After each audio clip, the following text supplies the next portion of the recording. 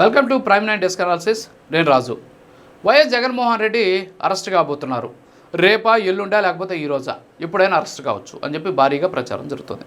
ఒకవేళ జగన్మోహన్ రెడ్డి అరెస్ట్ అయితే పరిస్థితి ఏంటి? సో నిజంగా జగన్మోహన్ రెడ్డిని అరెస్ట్ చేయాలంటే ఉన్నటువంటి సాధ్యాసాధ్యాలు ఏంటి? అంత ఈజీగా జగన్మోహన్ రెడ్డి గారిని అరెస్ట్ చేయొచ్చా? అరెస్ట్ చేయాలంటే చట్టపరంగా ఎలాంటి చర్యలు తీసుకోవాలి? సో ఇవన్నీ కూడా ఇప్పుడు ప్రజలందరూ కూడా తెలియాల్సినటువంటి అవసరం ఉంది. అంతేకాకుండా జగన్మోహన్ రెడ్డి జైలుకి వెళ్తే భారతీ రెడ్డి పార్టీకి సంబంధించిన పగ్గాలు చేతిలోకి తీసుకుంటుందని చెప్పేసి కూడా చాలామంది ప్రచారం చేస్తున్నారు. వాటన్నిటి కూడా క్లారిటీ ఇవ్వడం కోసం ఈ వీడియో చేస్తున్నా. సో జగన్మోహన్ రెడ్డిని అరెస్ట్ చేయాలి అంటే, సో జగన్మోహన్ రెడ్డి అనేటువంటి వ్యక్తి మాజీ ముఖ్యమంత్రి. సో ఇటీవల కేసు నమోదైంది. ఏది? లిక్కర్కి సంబంధించిన స్కామ్. సో లిక్కర్ స్కామ్కి సంబంధించి జగన్మోహన్ రెడ్డిని అరెస్ట్ చేయాలి అంటే దాంట్లో పెట్టినటువంటి సెక్షన్లు చాలా కీలకం. అందులో పెట్టినటువంటి సెక్షన్లో అవినీతి నిరోధకానికి సంబంధించినటువంటి కొన్ని సెక్షన్లు ఉన్నాయి. సో ఆ సెక్షన్ల కింద అరెస్ట్ చేయాలి అంటే ఒక పబ్లిక్ సర్వెంటు, గతంలో ప్రభుత్వంలో పనిచేసినటువంటి వాళ్ళని అరెస్ట్ చేయాలి అంటే ఖచ్చితంగా వాళ్ళ పై అధికృత అధికారి దగ్గర నుంచి ఖచ్చితంగా పర్మిషన్ అవసరం. కాబట్టి జగన్మోహన్ రెడ్డిని అరెస్టు చేయాలంటే గవర్నర్ అనుమతి తప్పనిసరి. గవర్నర్ అనుమతి కావాలి అంటే చాలా ప్రాసెస్ ఉంటుంది. ఏంటి అంటే, ఎవరైతే ఇప్పుడు విచారణ చేస్తున్నటువంటి విచారణ సంస్థ అయినటువంటి స్పెషల్ ఇన్వెస్టిగేషన్ టీం ఉందో అది సిఐడి కలిసి ఒక నివేదికను తయారు చేయాలి. ఆ నివేదికలో జగన్మోహన్ రెడ్డికి ఈ లిక్కర్ స్కామ్కి ఉన్నటువంటి సంబంధాలు, దానికి సంబంధించినటువంటి సాక్ష్యాలు, వాటికి ఉన్నటువంటి ఆధారాలు, వీటన్నిటిని కూడా తయారు చేసి దాన్ని ఒక ఫార్మేట్లో గవర్నర్ అనుమతికి పంపాలి. గవర్నర్ అనుమతికి పంపి జగన్మోహన్ రెడ్డి విచారణకు అనుమతి ఇవ్వాలి అని చెప్పేసి వీళ్ళు రిక్వెస్ట్ చేయాలి. దానికి గవర్నర్ ఆ ఫైల్ను చూసిన తర్వాత దానికోసం న్యాయ సలహా కోసం, లీగల్ ఒపీనియన్ కోసం న్యాయ కోవిధులకు ఆ ఫైల్ పంపుతారు. ఫైల్ పంపిన తర్వాత ఆ న్యాయ సలహా ఏదైతే లీగల్ ఒపీనియన్ ఇచ్చేటువంటి న్యాయవాదులు ఉంటారో, ఎక్స్పర్ట్స్ ఉంటారో, వాళ్ళదంతా కూడా చూసిన తర్వాత అందులో ఉన్నటువంటి కేసు ఏంటి, కేసు పూర్వపరాలు ఏంటి, అందులో పెట్టిన సెక్షన్లు ఏంటి, ఆ సెక్షన్లకు అనుగుణంగా జగన్మోహన్ రెడ్డి మీద ఉన్నటువంటి సాక్ష్యాలు ఏంటి, వాటికి ఉన్నటువంటి ఆధారాలు ఏంటి, ఇవన్నీ కూడా పరిశీలించిన తర్వాత దీనికి విచారణకి అనుమతి ఇవ్వాలా లేదా అనేసి వాళ్ళు ఒక సలహా ఇస్తారు. ఆ సలహా మేరకు గవర్నర్ అనుమతిస్తారు. ఒకవేళ గవర్నర్ అనుమతి ఇవ్వమంటే అనుమతిస్తారు, లేకపోతే లేదు. ఒకవేళ అనుమతి ఇచ్చారు అంటే గవర్నర్ అప్పుడు సిట్కి అనుమతిస్తారు.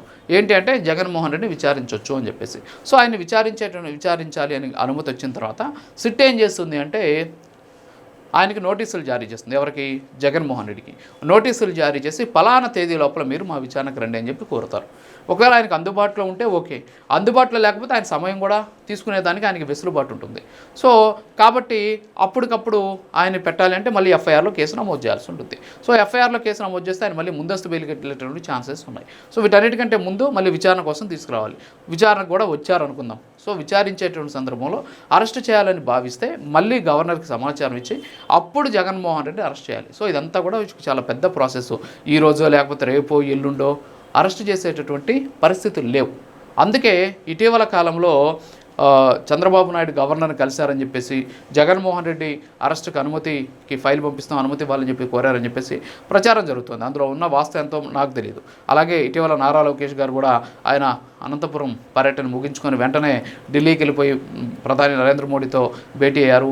ఫ్యామిలీతో భేటీ అయ్యి యోగాలంకి సంబంధించిన అంశాలు ఆయనతో మాట్లాడినప్పటికీ కూడా ఇంటర్నల్గా జగన్మోహన్ రెడ్డి అరెస్టుకి సంబంధించి కూడా ఒప్పందించారు, సమాచారం ఇచ్చారు, అనుమతి కోరారు అనేటటువంటి ప్రచారం కూడా జరుగుతుంది. అందులో ఉన్న వాస్తవం కూడా నాకు తెలియదు. వాస్తవంగా అయితే ఇది జరగాలి. సరే, ఇవన్నీ కూడా పక్కన పెడితే ఇప్పుడు ఇంకొక వాదన వ్యక్తమవుతుంది. ఇవన్నీ జరిగిన తర్వాత జగన్మోహన్ రెడ్డి అరెస్ట్ అయ్యాడు. అరెస్ట్ అయిన తర్వాత భారతీ రెడ్డికి ఈ పార్టీకి సంబంధించినటువంటి పగ్గాలు రాబోతున్నాయి అనే ప్రచారం జరుగుతుంది. కానీ భారతీ రెడ్డికి వచ్చేటటువంటి ఛాన్సెస్ కూడా కనిపించడం లేదు. ఎందుకు అంటే భారతీ రెడ్డికి కూడా ఈ లిక్కర్ స్కామ్ కేసు చుట్టుకునేటటువంటి పరిస్థితులు కనిపిస్తున్నాయి. ఎందుకు అంటే భారతీ సిమెంట్స్కి సంబంధించి ఎవరైతే డైరెక్టర్గా పనిచేసినటువంటి గోవిందప్ప బాలాజీ ఉన్నారో ఆయన ఆమెకు ఆడిటరు.